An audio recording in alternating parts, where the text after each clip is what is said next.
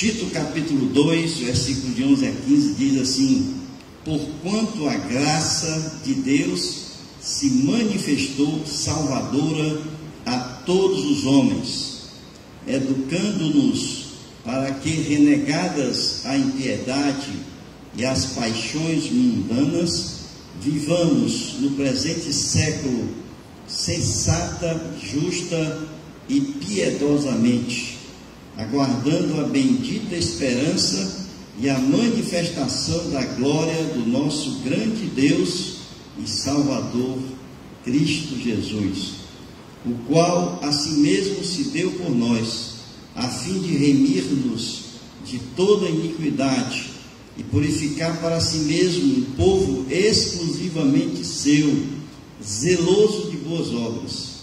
Dize estas coisas, exorta e repreende também com toda a autoridade. Ninguém te despreze. Amém, queridos? Então vejam, Paulo, o apóstolo Paulo, ele está escrevendo ao seu pupilo na fé, chamado Tito.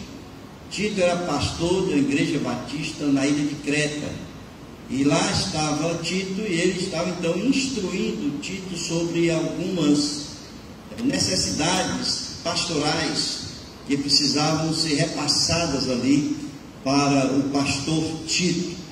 E Paulo então começa a falar para Tito sobre alguns comportamentos que o cristão deve ter, um comportamento padrão, né? Que muitas vezes a gente não sabe que o crente tem, além da diferença com relação às outras pessoas, que é o Espírito Santo que habita em nós, que é a aceitação pela fé em Cristo, portanto o Espírito Santo que habita em nós, mas além disso, o cristão ele é identificado não apenas pela sua salvação em Cristo, mas ele é identificado também pela sua forma de se comportar diante das pessoas no mundo em que ele vive. Existe um padrão de comportamento que identifica o cristão e que pode até não diferenciar, porque nós encontramos pessoas que não são cristãs que têm esse padrão de comportamento, mas é que é somado à questão da sua fé em Cristo, da sua salvação em Cristo Jesus, a este padrão que o torna diferente. Podemos dizer que em Jesus Cristo ele transformou um povo, ele elevou esse povo a uma qualidade de vida superior. E muitas pessoas, elas costumam querer se nivelar ao mundo, como as pessoas são, viverem de acordo com as pessoas que vivem no mundo, e não querem se mostrar diferentes a estas que estão ali socialmente no mundo. E na verdade, irmãos, nós somos diferentes. Nós somos diferentes em muitos aspectos da nossa vida. Nós não podemos nos nivelar, porque quando nós buscamos nos nivelar às pessoas que estão no mundo, na verdade nós estamos decaindo, porque uma vez que Cristo nos elevou a um padrão de qualidade de vida acima dos outros, quando nós olhamos para o mundo, para as pessoas e buscamos nos nivelar a elas, nós estamos, portanto, decaindo desse padrão, vamos dizer assim, que Cristo nos concedeu a partir da nossa salvação. Então vejam, se nós olharmos o capítulo 2, desde o início, quando Paulo ali está escrevendo a Tito, vocês podem acompanhar, ele vai falar dos homens idosos, o comportamento que os homens idosos devem ter, o comportamento que as mulheres idosas devem ter, o comportamento que os jovens devem ter, né? O comportamento que os líderes devem ter, que os servos devem ter. Então ele coloca ali várias categorias por idade e vai então falando desse padrão, desse comportamento, como as pessoas devem estar ali se relacionando e se comportando na sociedade em que vive, no meio entre as pessoas em que ele vive. Nós temos, por exemplo, aqui os homens idosos, que sejam temperantes, respeitáveis, sensatos, sadios na fé, no amor, na constância. Esse temperante aí, ele é moderado, né? É uma pessoa que tem equilíbrio, domínio próprio. Então, o senhor, o homem já de idade, ele deve demonstrar esse domínio, essa temperança na sua vida. As mulheres idosas têm, da mesma forma que ele coloca, que sejam sérias no seu proceder, não sejam caluniadoras, não escravizadas a vinho, a bebida, sejam mestras do bem, ou seja, professoras que ensinem o bem, a fim de instruírem as jovens recém-casadas, sensatas, honestas, boas donas de casa, bondosas, sujeitas ao marido. E aí ele vai uma série de instruções do comportamento padrão que essas pessoas devem ter. Veja os moços, os jovens, eles exortam para que sejam criteriosos. Aos líderes, ele diz, seja padrão de boas obras, né? seja exemplo, né, para as pessoas do ensino, em outras coisas, na linguagem sadia, que seja irrepreensível. E os servos, aqueles que servem, que sejam obedientes ao seu Senhor. Então existe todo um padrão de comportamento, de obediência à palavra de Deus, porque aqui nada mais é do que uma vida pautada pela obediência naquilo que Jesus nos ensina através do seu Evangelho. Mas ele vai à frente quando ele coloca diante de nós os fundamentos para que nós possamos ter esse tipo de comportamento que ele nos chama a ter. Então, a partir do versículo 11, que é o texto que nós lemos, quando ele diz aqui, porquanto, ele está ligando exatamente esse texto que nós lemos exatamente a esse que vem anterior, no versículo de número 1 até o versículo de número 10.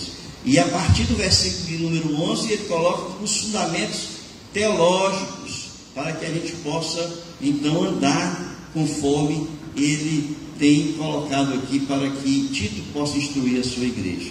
E a primeira coisa que então nós entendemos aqui é que esse comportamento ele deve ser seguido, porque a graça de Deus foi manifesta a todos os homens de uma forma salvadora. É o que a gente vê aqui no versículo 11, quando ele diz, porquanto a graça de Deus se manifestou salvadora a todos os homens. Então vejam, o que Paulo está dizendo aqui é que a graça se manifestou, a graça de Deus.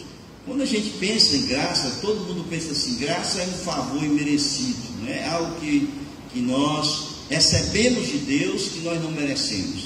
E de fato, nós não merecemos toda a graça de Deus, todo o cuidado de Deus, todo o amor de Deus, toda a manifestação de Deus sobre nós, onde Ele cuida de cada um de nós. Nós não merecemos, isso é graça, não existe uso, é graça, é abundante graça sobre a nossa vida.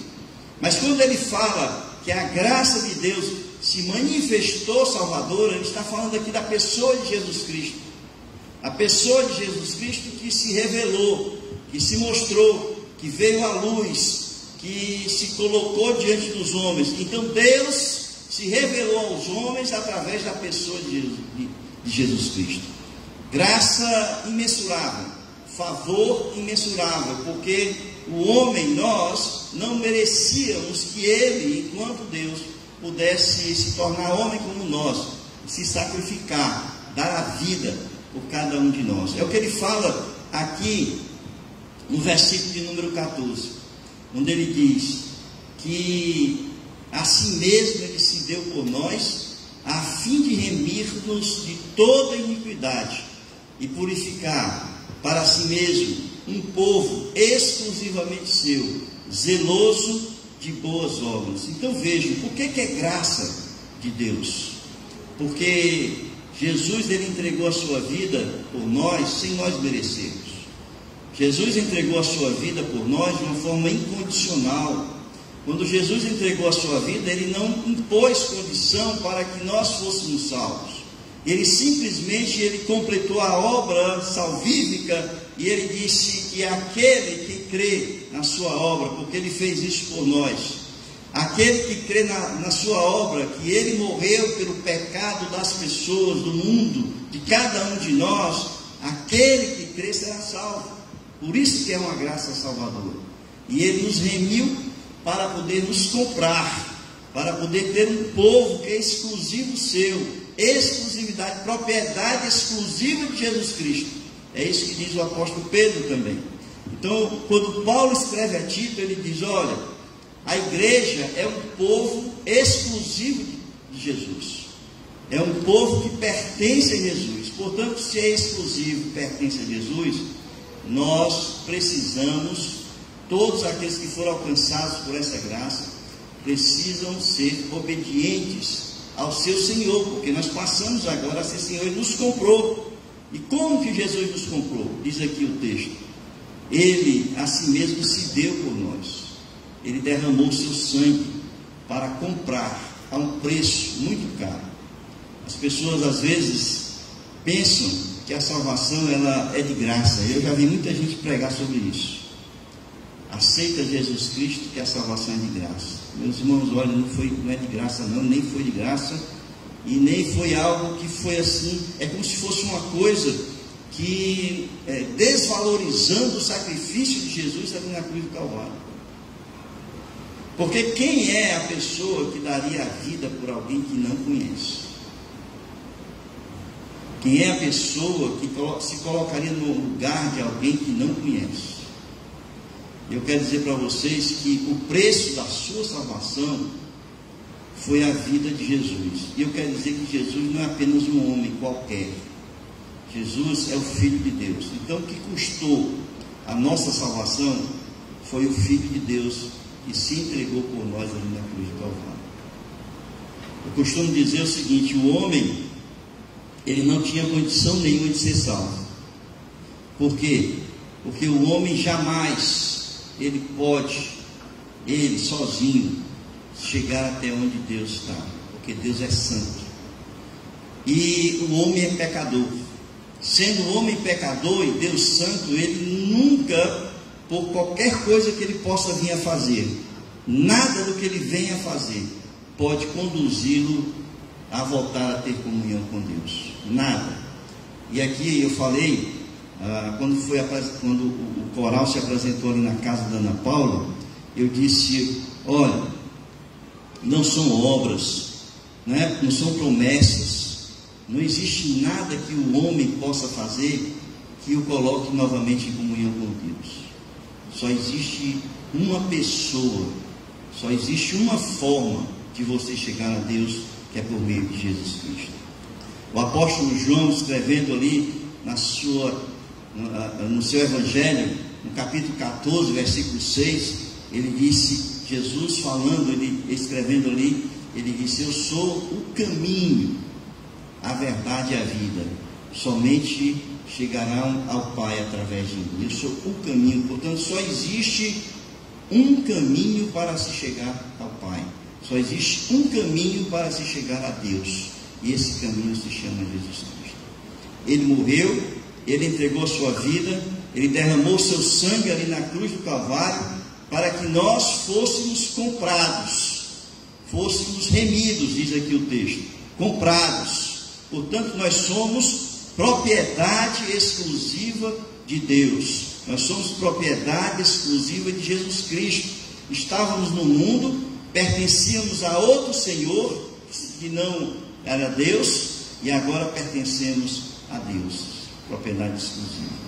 É por isso que essa graça que se revelou, que se manifestou, salvadora a todos os homens, ela nos alcançou, para que nós tivéssemos agora, a partir desse momento, um Senhor chamado Jesus Cristo. E a obediência a Jesus, a sua palavra, ao seu Evangelho, é que faz com que nós venhamos a nos comportar como Ele quer que nós venhamos a nos comportar. Irmãos, é falácia dizer que Jesus nos liberta de toda prisão, de toda, vamos dizer assim, de toda restrição de vida. Não existe liberdade sem limites. Liberdade sem limites significa dizer libertinagem.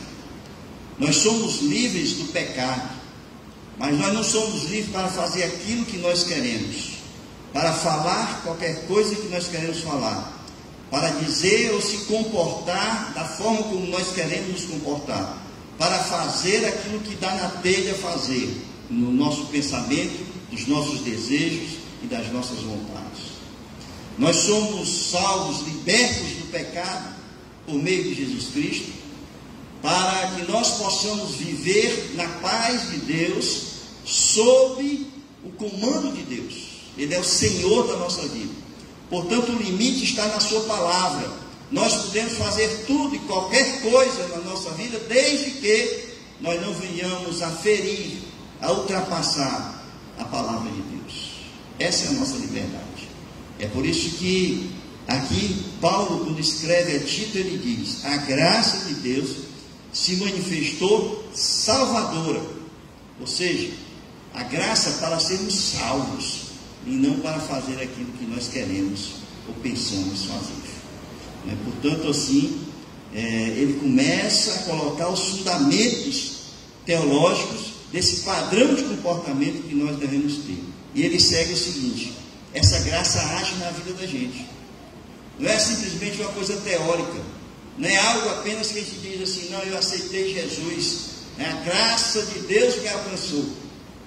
Paulo vai dizer assim: essa graça tem uma ação direta na sua vida. No momento em que você abre o seu coração para Jesus, e você permite que Jesus faça morada na sua vida, que o Espírito Santo habite na sua vida, a ação da graça, ela é direcionada, ela é dirigida sob um poder do Espírito Santo, para uma transformação total da sua vida. Vejam aí o versículo de número 12.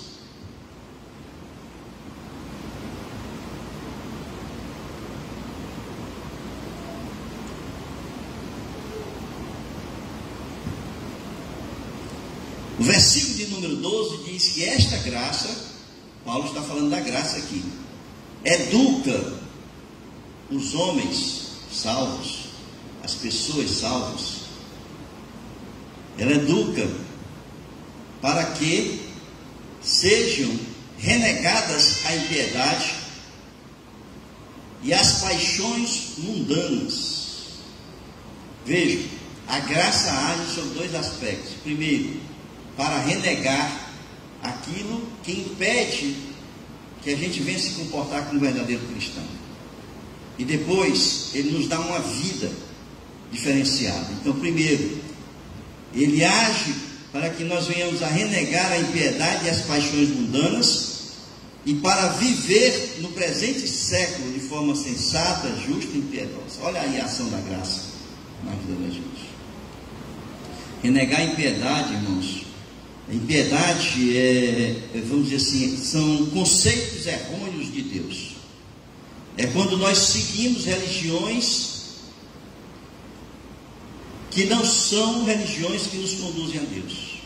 Na verdade, quando você diz assim, que você tem uma religião, eu já sei que você não é uma pessoa de Deus, porque religião não leva você a Deus. Nenhuma religião leva você a Deus, porque religião é coisa de homens, não é coisa de Deus. Cristão, Jesus Cristo, aquele que segue Jesus Cristo, não segue uma religião. Religião é todo esforço que o homem faz para chegar a Deus. E Jesus Cristo, ele veio até nós. Então é uma diferença. A impiedade é toda a religião que existe, ou toda forma de espiritualidade expressa pelo homem, que tenta se relacionar com Deus ou com deuses, de forma que o conduz na verdade, é um distanciamento de Deus, e não a uma aproximação de Deus. Então vejam, o que a graça nos faz é dar entendimento, o que a graça nos faz é nos dar discernimento de nós reconhecermos verdadeiramente o Deus que nós cremos. Isso é o que a graça nos faz, né? Então ele nos faz renegar todo o conhecimento espiritual que nos afasta de Deus, porque são aproximações de deuses, e faz com que agora nós venhamos a reconhecer o verdadeiro Deus que nós cremos. Mas não apenas ele faz renegar esta impiedade, mas faz renegar também as paixões mundanas, ou seja, todos os prazeres carnais, tudo aquilo que nós gostamos de fazer na carne, né? Porque, irmãos, olha, eu sei que a vida nos mostra muitas coisas que para nós nos parecem prazerosas, boas de se fazer. É claro que tudo isso dá em caminhos de morte, porque há caminhos que para nós parecem ser caminhos certos, mas nos conduzem a caminhos de morte. Esse é o caminho de morte, é o caminho da carne, o caminho do prazer carnal, né? Quando a gente busca satisfazer os nossos desejos, quando a gente busca satisfazer aquilo que nós entendemos que nos dá prazer. Então aqui o Espírito Santo, através da graça de Deus, age em nós para que a gente venha a renegar essa tendência da nossa natureza de buscar esses prazeres mundanos que nós buscamos na nossa vida. E vejam, quando nós fazemos isso, ao mesmo tempo, nós encontramos vida.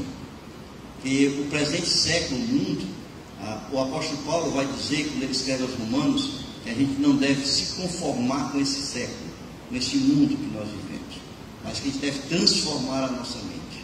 E aqui novamente escrevendo a Tito, ele vai dizer, renega as paixões mundanas, renega os ídolos, renega as religiões das quais vocês seguem, para que vocês possam viver neste mundo da forma como deve viver o verdadeiro cristão. Como é que deve viver?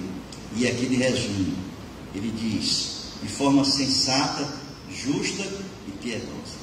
Aqui, irmãos, se a gente for olhar, é a relação conosco, com o próximo e com Deus. Viver de forma sensata é viver de forma moderada, é viver de forma, como diz aqui os homens idosos, temperada, né? Quando a gente prepara uma comida que tempera, que fica gostosa, uma vida balanceada, aquele tempero balanceado, que fica no ponto para a gente se apreciar, né? Então essa é a forma que Paulo está querendo nos ensinar, né? Então vejam bem, nós passamos a viver de forma sensata, ou seja, moderada, justa, ou seja, sem praticar injustiça contra as pessoas, mas também de forma piedosa, ou seja, numa relação de intimidade, uma relação de comunhão com Deus. Então, vejam a graça que nosso Senhor Jesus Cristo, graça de Deus, né, que é a pessoa de Jesus, ela se manifestou a nós, ela veio até nós para que nós pudéssemos olhar para ela e assim sermos chamados para entregarmos a nossa vida a Jesus Cristo. Ela veio salvadora, ela veio para tirar o homem do pecado, do mundo, para que nós tenhamos vida, né? Vida em abundância. Mas ao mesmo tempo, ela vem para nos educar a não mais andar de uma forma espiritual que nos distancia de Deus, mas também longe dos nossos prazeres mundanos. E aí, no versículo 13, se vocês estiverem acompanhando, ele vai dizer o seguinte: ele nos educa a renegar a impiedade, as paixões mundanas, para que nós venhamos a viver nesse mundo de forma sensata, justa e piedosa. Mas ele vai dizer uma coisa interessante: nós devemos viver assim, aguardando a bendita esperança. Aguardando a bendita esperança. A gente tem falado esse mês todo sobre esperança aqui na igreja, e aqui até parece que fecha, né, essa série de mensagens que nós fizemos aqui sobre esperança, porque logo em seguida o apóstolo Paulo vai definir a esperança, essa bendita esperança que nós alimentamos no nosso coração. Que muitas pessoas entendem que esperança é esperar por um carro novo, uma casa nova, um emprego novo, né? um casamento novo não, um casamento, né? E aí vai.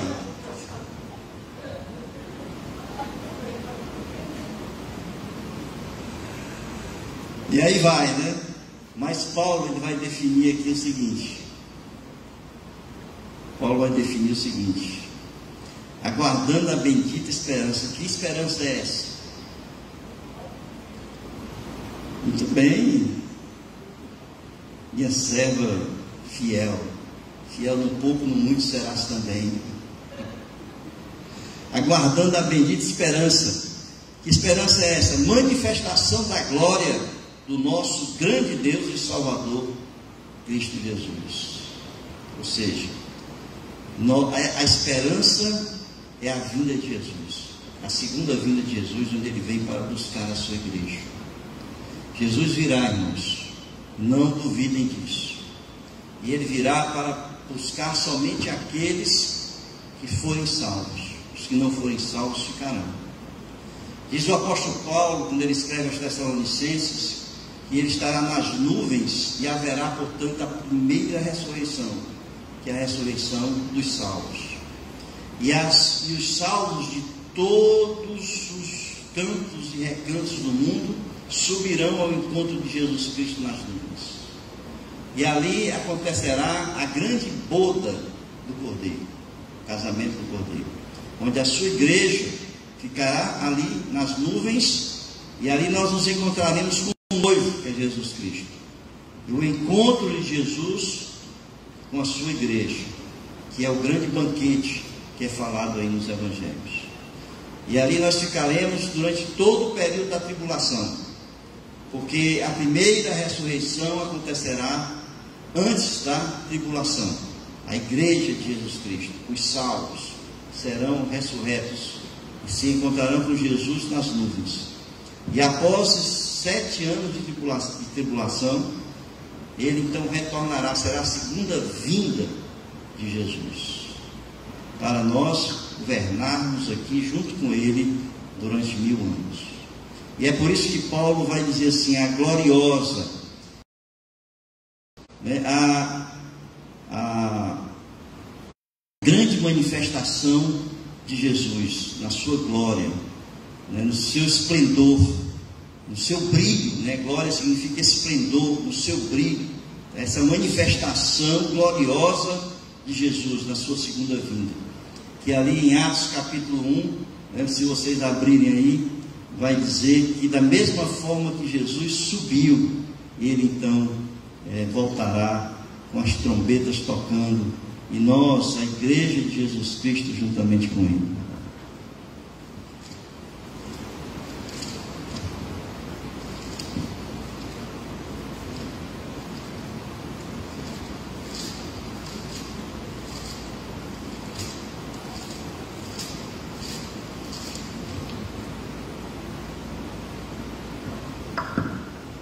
E aqui, capítulo 1, a partir do versículo 6, fala da ascensão de Jesus. E lá no versículo 11, diz assim: varões galileus, por que estáis olhando para as alturas? Esse Jesus que dentre vós foi assunto ao céu, virá do modo como viste subir. Então Ele descerá das nuvens, juntamente com a sua igreja, e aqui nós estaremos com Ele durante 1000 anos.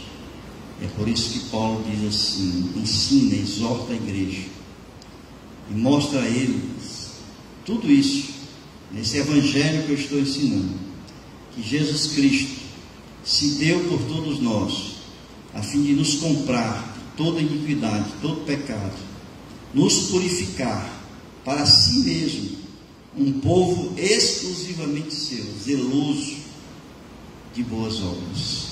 Esse é o comportamento padrão da igreja, as boas obras, da qual nós somos direcionados a viver depois de sermos alcançados pela graça de Deus. Amém, irmãos? Que Deus assim nos abençoe. Curvem suas cabeças.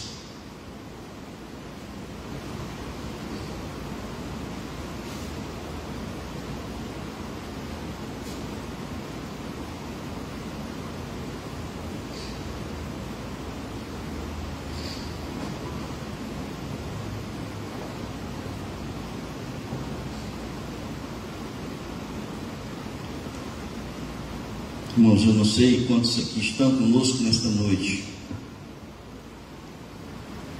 que ainda não foram alcançados por essa graça maravilhosa, a graça de Deus, que ainda não foram alcançados pela pessoa de Jesus Cristo, que ainda não foram salvos pela pessoa de Jesus Cristo.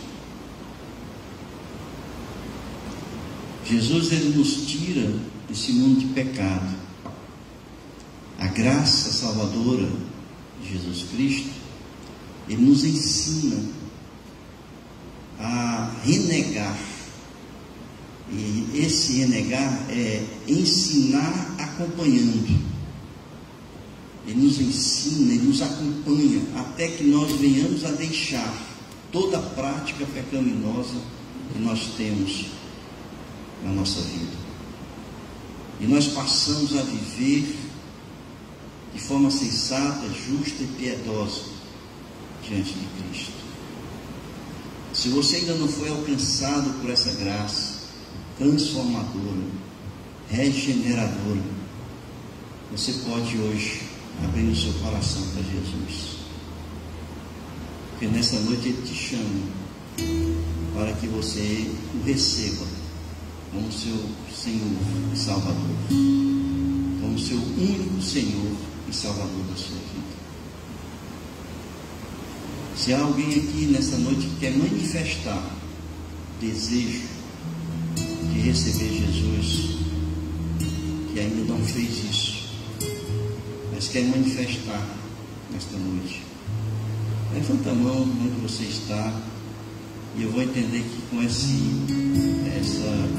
ação que você está fazendo, levantar a mão, você está abrindo o seu coração para Jesus. Alguém aqui que queira nesta noite ter esse encontro com Jesus, receber a graça de Deus, abrir o seu coração para que Jesus possa fazer morada na sua vida? Levanta a mão onde você estiver. Eu vou orar por você, entregando você no altar de Deus. Deus abençoe. Pode baixar.